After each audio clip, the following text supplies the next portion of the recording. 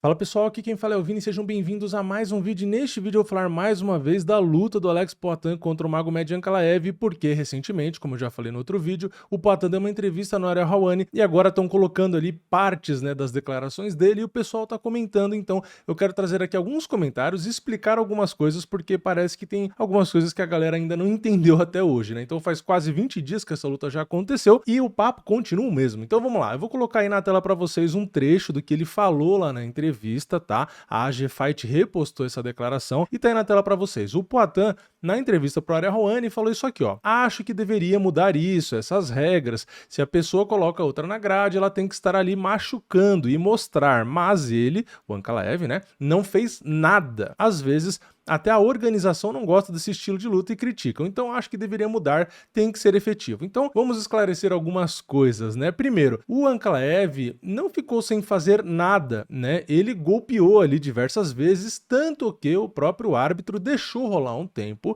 e quando o árbitro interpretou que o Ankalaev diminuiu o ritmo ali, ele foi e separou. Então, sim, existe já uma regra, como eu vou mostrar para vocês, que diz que se o cara não estiver ativo, ele tem que ser separado. E a regra não só existe, como ela foi cumprida, porque o árbitro separou, tá? E isso não aconteceu durante toda a luta, só para lembrar também, tá? Eu já vou mostrar para vocês, mas basicamente foi apenas um round onde ele usou essa estratégia de forma válida, de acordo com as regras, já que o MMA engloba o grappling, tá? E o controle do adversário faz parte da técnica do grappling, né? Então você pode sim controlar ali, claro, você vai tentar atacar, você vai tentar derrubar ou mesmo bater. Se o cara defende, é mérito do cara, mas você não pode impossibilitar que o cara use as ferramentas que ele tem. Afinal de contas, é um esporte onde você envolve todas as artes marciais, né? Então o cara tá atacando, se o outro tá defendendo, faz parte. É a mesma coisa da trocação, o cara tá atacando e o outro tá bloqueando os golpes,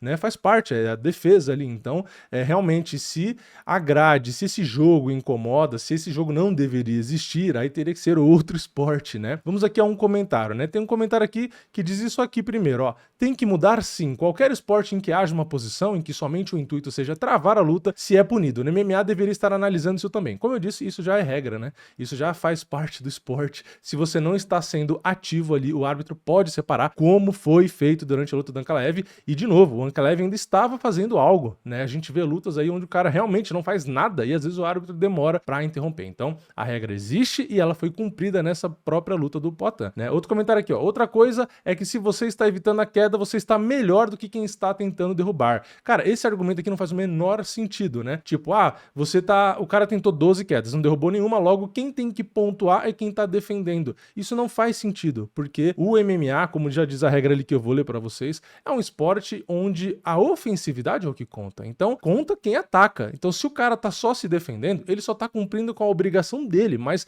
defesa não se pontua, porque se defesa se pontua, você incentiva a falta de combatividade, você incentiva que o cara seja eficiente, que ele pontue defendendo. Então, se você for imaginar na trocação, você vai ver como não faz sentido esse argumento. Um cara só ataca, por exemplo, vamos pegar um exemplo aqui, o cara vai lá dar 50 golpes. O cara bloqueou 50 golpes. E aí você vai falar o quê, né? O cara defendeu todos os golpes, logo o outro não conseguiu, não foi efetivo, não conseguiu atacar nada. Quem ganha o round? O cara que tentou bater 50 vezes ou o cara que bloqueou 50? Segundo esse raciocínio aqui, se o cara bloqueou todos os golpes, tem que ser pontuado, porque ele tá melhor do que quem tá tentando atacar. Então você dá o round pro cara que não bateu, mas ele bloqueou todos.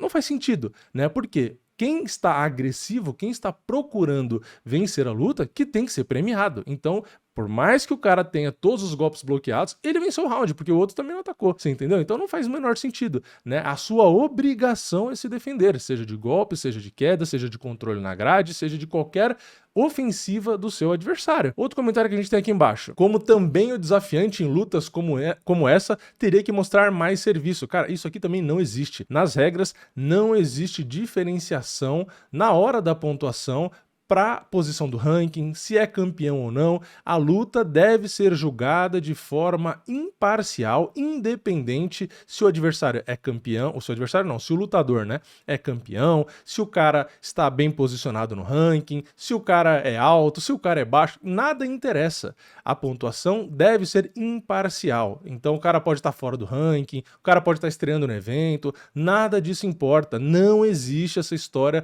de para tirar o cinturão tem que que ser não sei o que lá. Não, nas regras isso não existe. Ah, mas a gente acha que é assim. Ah, mas eu acho que deveria ser assim. Ah, mas em tal luta foi assim. Nada disso interessa. Nas regras não tem nada que diz sobre isso. Se o cara é campeão, se o cara tá na frente do ranking, nada importa. Tem que ser imparcial. Então, o que acontece na luta deve ser pontuado round a round, como as regras determinam, e levando em consideração o que foi feito ali na luta. Não importa a posição, não importa nada que vem de fora do que acontece ali na luta, né? Então, ser campeão ou não, essa regra, essa diferenciação, isso não existe, tá? Não existe em lugar nenhum. E outro comentário que a gente tem aqui, ó. Papo furado de luta armada. Esse aqui é o pior de todos, né? Para ter revanche e aumentar o hype. Deixa eu adivinhar. A revanche vai ser na terra dos sheiks? Se o Ankalaev é russo, isso aqui é uma resposta meio óbvia, né? Dá um tempo. Foi uma luta de comadres. Eu respeito o Poatan, deu pra ver, né? O cara primeiro fala que foi uma luta armada e depois fala que não, mas eu respeito, então tô vendo. Você tá acusando o cara de fazer uma luta armada, um profissional de fazer uma luta armada e você fala que respeita ele, belo respeito, né? Tá fazendo a sua aposentadoria. Claro, até porque todo o dinheiro que ele tem, ele já não tá aposentado não, né? Ele precisava dessa luta para se aposentar, faz todo sentido também, né? Talvez no lugar dele eu fizesse o mesmo, ou seja, o cara primeiro julga que um cara é um bandido, né? Porque se você arma uma luta profissional, você é um cara que tá cometendo um crime, basicamente, né? E nem precisa ficar explicando aqui o porquê, né? Mas aí depois ele pega e fala que ele também faria o mesmo. Ou seja, esse comentário aqui mostra que QI 83 para algumas pessoas é um elogio, né? Porque um cara desse aqui não chega nem perto de 83. Mas enfim, vamos aqui agora a um trecho das regras que eu quero ler para vocês, que eu acho que é bastante importante, tá? Vamos ler aqui, ó. Tá escrito isso aqui. Como MMA é um esporte ofensivo, a dominância de um round pode ser vista em golpes quando o lutador perdedor é forçado a se defender continuamente, sem contra-ataques ou reações quando as aberturas se apresentam. Então, aqui tá falando na parte de striking, na parte de trocação. Então, existe a dominância quando um cara é forçado, né, o adversário ele é forçado a só se defender e ele não consegue contra-golpear, não consegue reagir. Ou seja, é o que eu falei de ataque e defesa. Se você tá atacando, por mais que o adversário só fique se defendendo ali, o cara que tá se defendendo não tem mérito, ele está sendo dominado. Por quê? Porque ele não consegue ele ser o ofensivo, tá? Então aqui é a dominância na trocação. Aí vamos para a próxima parte. A dominância na fase da luta agarrada pode ser vista pelo lutador que assume posições dominantes na luta e utiliza essas posições para tentar finalizações, né, submissões ou ataques que finalizem a luta. Apenas manter uma posição dominante não deve ser um fator primário na avaliação da dominância. Ou seja, se o cara só coloca na grade ali, mas não trabalha, apesar de ser uma posição dominante, se colocar o adversário na grade, ela não é um fator primário para avaliar a dominância. Então o cara não adianta só botar na grade, ele tem que golpear, ele tem que buscar luta para aquilo ser pontuado de fato. Ou seja, isso já existe na regra. A regra já é essa. Então, se o cara só coloca na grade e não golpeia, além de não ser pontuado ali, não é um fator primário para você avaliar a dominância, só ficar travando, além disso, o árbitro ainda separa você, porque também está na regra, se você ficar sem ter ali de fato uma atividade, né? Então, essas coisas já existem. Vai mudar o quê? Isso já existe, né? Inclusive, foi o que eu falei, foi aplicado na própria luta quando separou ali, né? E aí continua aqui a regra, né? O que o lutador faz com essas posições é o que deve ser avaliado. Na ausência de dominância na fase da luta agarrada, conforme estabelecido no parágrafo 3 das regras promulgadas, para ser considerado dominante, deve haver singularmente ou em combinação alguns tipos de tentativas de submissão, golpes ou um ritmo avassalador que é medido por mudanças posicionais aprimoradas ou agressivas que fazem com que o lutador perdedor esteja consistentemente em um modo defensivo ou reativo. Ou seja, se o cara só está ali se defendendo na grade, se o cara só está consistentemente ali só defendendo queda ou só bloqueando os golpes, o cara está numa posição onde ele é considerado um lutador perdedor. Tá? Então aqui, tudo o que é falado, que está sendo falado ali, tem que mudar a regra aqui, porque tem que pontuar a defesa, porque o cara só colocar na grade não sei o quê, porque tem que separar. Cara, tudo isso está previsto na regra. E vamos para a luta, porque também parece que a luta inteira foi só disso, né? Vamos olhar aqui, vamos relembrar, né, as estatísticas da luta. A gente teve o primeiro round, 22 segundos de controle, tá? Tá aqui, ó, 22 segundos. Ou seja, nada, né? A luta foi o primeiro round inteiro na trocação, né? Depois, segundo round, 2 segundos de controle. Ou seja, dos 10 primeiros minutos da luta, Não teve nada disso, foi só trocação, né? Lembrando, é MMA. E foram 10 minutos só de trocação. Não teve nada de luta agarrada. Aí, vamos lá. E aí a gente tem que mudar a regra? Não, vamos mudar a regra. Tá com muito tempo de trocação. Vamos obrigar aqui a ter um pouco de grappling. Faz sentido, né? Terceiro round, 6 segundos de controle. Também não teve nada de grappling. Ou seja, foram 15 minutos inteiros onde só rolou trocação. Não teve grappling. Então a gente tem que mudar a regra. Vamos mudar a regra. Pô, foi 15 minutos só de trocação. Cadê o grappling aqui? Aí a gente vai pro quarto round, onde a gente tem 3 minutos e 50 de controle, que é o round onde o Ankalaev coloca na grade, dá alguns golpes, depois de um tempo o juiz separa, né? O árbitro separa, aí eles trocam de novo, aí o Ankalaev controla de novo e o round acaba. Esse foi o único round onde a gente teve, de fato, né, mais da metade do round de controle, que aí sim foi grappling. Ou seja, a gente, de 4 rounds da luta, tivemos 3 rounds de trocação e 1 de grappling. E aí tem que mudar a regra porque, pô, teve 1. Como assim?